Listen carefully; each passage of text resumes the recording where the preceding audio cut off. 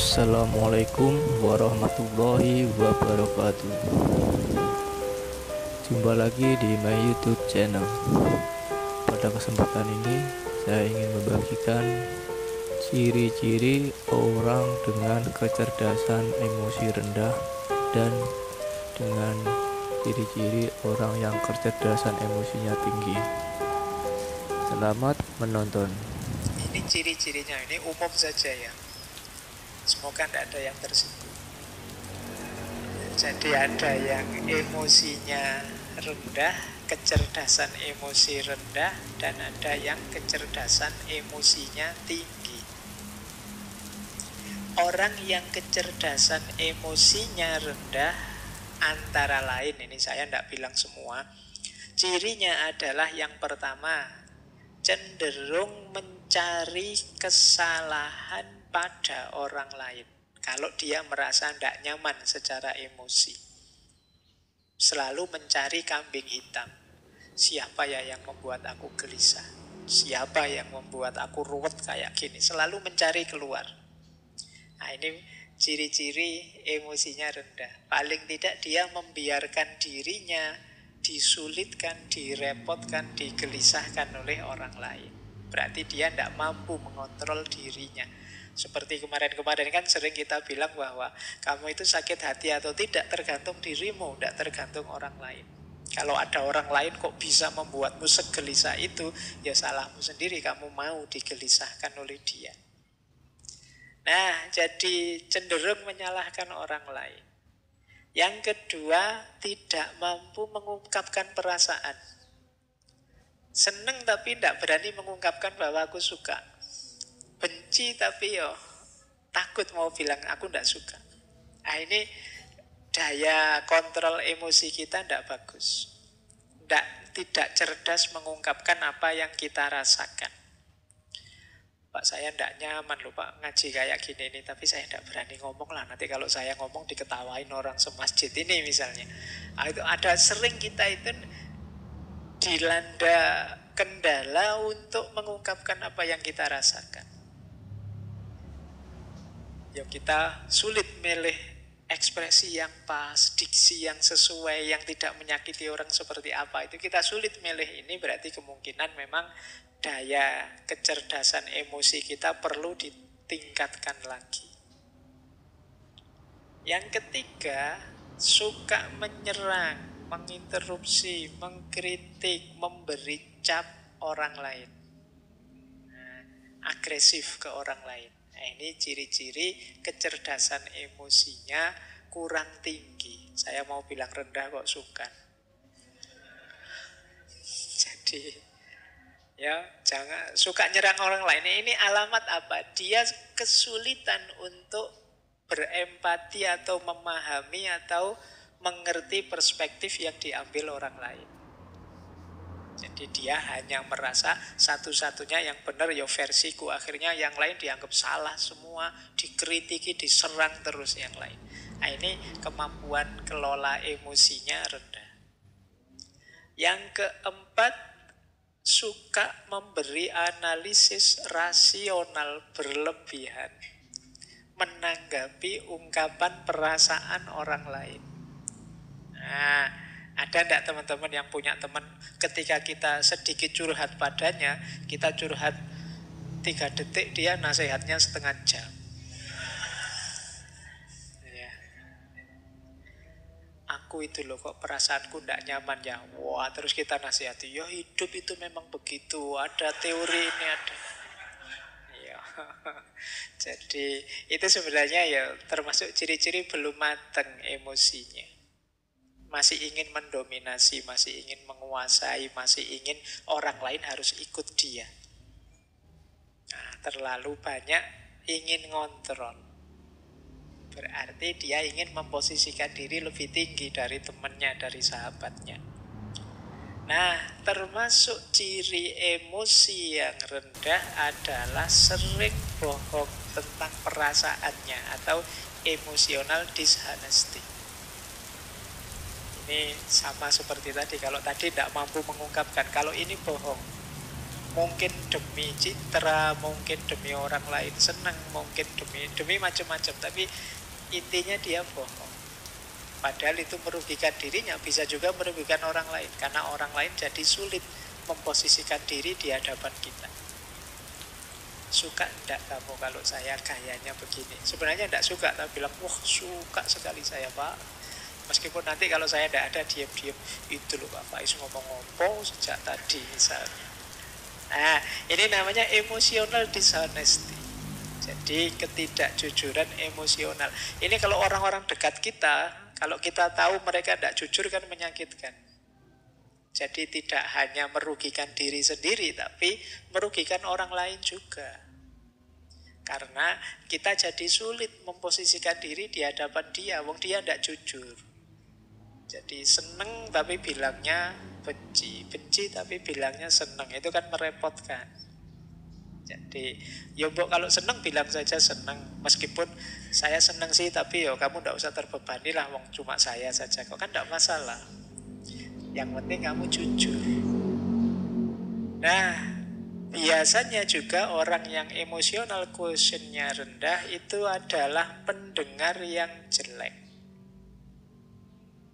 Tidak betah dia mendengarkan, suka interupsi, suka debat. Tidak mampu menunggu orang sampai tuntas bicara. Di tengah jalan selalu menyela. Nah, ini kemampuan kontrol dirinya rendah. Mungkin kadang kalau debat itu kan sering saling nyamber itu. Mungkin dia khawatir kalau ini teman lawan bicaraku selesai ngomong, jangan-jangan sulit aku bantahnya, akhirnya dicegati tengah jalan. Nah, ini pendengar yang jelek. Berarti debatnya memang nyari menang kalah, bukan mencari yang benar. Maka yuk latihan. Terus melebih-lebihkan atau mengecil-ngecilkan yang dirasakan. Kan banyak orang itu hal kecil diheboh-hebohkan. Perasaannya sendiri yang biasa saja sebenarnya itu urusan sepele, tapi seolah-olah wah, sekedar misalnya, wah aku kok enggak kebagian minum ya, wah jangan-jangan takmirnya sentimen saya. Jangan-jangan dibesar-besarkan. Ini mungkin dia khawatir tersaingi oleh aku, mungkin dia mikirnya enggak karu-karuan, melebih-lebihkan. Jadi mendramatisir hal-hal yang sebenarnya biasa-biasa saja. Baik, terus tidak peka terhadap perasaannya orang lain. Jadi orang seperti apa dia tidak peka. Jadi ngertinya ya perasaanku saja. Dia marah-marah kalau orang tidak mengerti dirinya, tapi dia tidak mau mengerti orang lain. Kemudian sering merasa insecure, tidak aman, sukar menerima kesalahan diri sendiri dan berat kalau mau minta maaf. Jadi kalau ada teman-teman punya ciri begini, berarti ya harus belajar lagi emotional quotient, kecerdasan emosional. Kemudian pesimis, merasa dunia ini tidak adil. Wah, tidak adil dunia ini. Orang kaya kok tambah kaya, aku kok tambah miskin. Nah, kan sering yang mengeluh begitu kan banyak. Tidak adil Allah ini. Kadang-kadang Allah juga dimarahi. Nah, ini hidup pesimis. Apa maunya Allah itu? Saya kemarin baca di mana itu. Apa yang dipikirkan Tuhan itu kan? Kan banyak yang komplain dengan kalimat-kalimat begitu. Baik, jadi pesimis, sukanya mengeluh. Yang dilihat yang buruk-buruk, yang jelek-jelek saja. Ah, ini ciri-ciri emosional kecerdasannya rendah. Kemudian kaku, tidak luwes. Jadi sulit beradaptasi terhadap perubahan-perubahan dalam hidup. Orang yang kaku itu kan berat, mudah patah. Maka jadilah orang yang tangguh. Tangguh itu bukan berarti kaku. Kalau pakai ilustrasi biasanya orang berilustrasi kayak sabuk. Sabuk itu kan lentur. Jadi kadang-kadang dipakai di gigi satu ya bisa, di gigi dua bisa. Kalau kita sedang krempeng ya masih bisa pakai yang gigi paling awal. Nanti kalau sudah agak makmur bisa luwes sabuk itu dipakai seperti apa saja bisa. Karena apa? Dia lentur. Beda dengan yang kaku, tombak misalnya. Itu kan tidak bisa dilipat, tidak bisa ditekuk. Kalian bawa tombak naik motor, yo malang-malang tidak karu-karuan. Karena apa? Kaku, mudah patah. Tapi kalau pakai sabuk gampang. Nah, itu maka orang-orang yang emosinya tidak bagus, cara pengendaliannya ya dia biasanya kaku. Sulit sekali dinego, sulit sekali dilembutkan. Terus biasanya kemudian jadinya tidak harmonis dengan orang, lebih harmonis dengan yang bukan manusia. Ya, dengan koleksinya, dengan binatang kesayangannya. Sampai kemarin ada yang menikah sama kambing itu ya. Mungkin dia sudah putus asa dengan manusia, itu dia. Jadi kenapa ada orang putus asa dengan orang lain? Karena dia sendiri sulit membangun relasi yang harmonis dengan orang lain. Dia menyangkal fakta bahwa kita ini makhluk sosial yang tidak bisa hidup sendiri. Nah, jadi itu di antara ciri. Kalau ada orang kok lebih sayang dengan motornya, dengan mobilnya daripada keluarganya, anaknya, istrinya, itu kemungkinan ada masalah dalam relasi. Terus puas kalau bisa menghina orang lain, mengalahkan orang lain. Kadang-kadang dibela-belain dengan bikin hoax, bikin kebohongan. Yang penting musuhku kalah. Nah, ini berarti orang yang lemah secara emosi. Kebalikannya kalau orang yang kecerdasan emosinya tinggi, itu ya kebalikan ciri-ciri tadi. Dia tidak takut mengungkapkan apa yang dirasakan. Kalau iya bilang iya, kalau tidak bilang tidak. Kemudian tidak didominasi oleh perasaannya. Orang bisa takut manusiawi, tapi jangan didominasi oleh rasa takut. Orang bisa kecewa, ya wong manusiawi, tapi yo jangan terus hidupmu hancur gara-gara satu kekecewaan kecil. Jadi tidak didominasi oleh perasaan. Kemudian mampu membaca isyarat-isyarat, tidak hanya kata-kata. Ini hubungannya dengan kepekaan tadi. Misalnya sudah jam 10 ngaji tidak selesai-selesai, yang di sana menguap, yang di sini menguap, tapi saya ngomongnya asik saja, tidak peduli. Itu padahal di sana sudah isyarat itu kan, menguap itu ngantuk. Nah, membaca bahasa nonverbal ini salah satu ciri kecerdasan emosi. Itu nanti kayak orang ceramah, tidak selesai jamaahnya, sampai mulet-mulet dia ngomong terus. Sampai dikode gini-gini juga tidak paham. Materinya malah ditambah. Al-waktu kas-saif. Waktu memang penting. Ini sudah diminta selesai, tidak paham. Ini komunikasi nonverbal. Ciri orang yang cerdas emosi. Kadang-kadang dikedipin sekali saja paham. Itu cerdas. Kita mengangguk atau menggeleng sebentar, dia paham. Itu cerdas secara emosi. Banyak orang yang tidak peka dengan yang begitu-begitu. Nah, kemudian orang yang cerdas emosi itu melakukan segala sesuatu karena dirinya sendiri.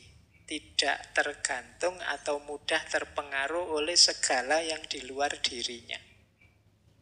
Jadi dia bisa memotivasi dirinya. Hari ini kan banyak orang untuk motivasi saja mahal-mahal ngundang motivator. Biar saya tidak males, Pak. Tidak males saja kok mahal. Tinggal kamu tidak males kan selesai. Tapi kan kita menghabiskan biaya banyak untuk memotivasi diri kita. Loh, orang yang cerdas emosi itu mampu memotivasi dirinya. Kemudian kebalikannya orang yang rendah emosinya, dia optimis, orang yang cerdas emosi itu. Kemudian nyaman kalau membicarakan perasaannya, tidak malu-malu. Kemudian tidak kalah oleh emosinya seperti tadi. Nah, mampu merenungi dirinya, mampu muhasabah kalau bahasa agama. Oh iya ya, apa pas ya saya emosi saya seperti tadi misalnya. harusnya aku lebih agresif sedikit sehingga anak-anak ini tidak ngantuk misalnya. Itu merenung. Karena saya bilang tadi ya, emosi kita itu bukan harga mati. Tidak seperti IQ. Jadi tergantung kita ingin dibentuk seperti apa. Nah, kemudian ada ketahanan emosi, tangguh.